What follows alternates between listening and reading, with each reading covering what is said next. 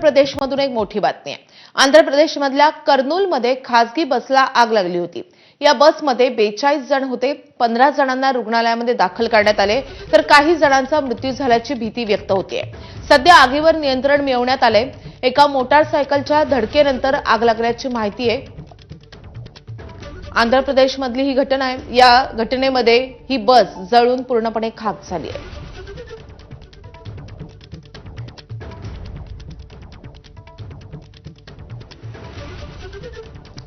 तरी खासगी बस होती। बसला आग लागल्यानंतर प्रवाशांना बाहेर काढण्यात आले, मात्र यामध्ये काही प्रवासी हे जखमी झालेत।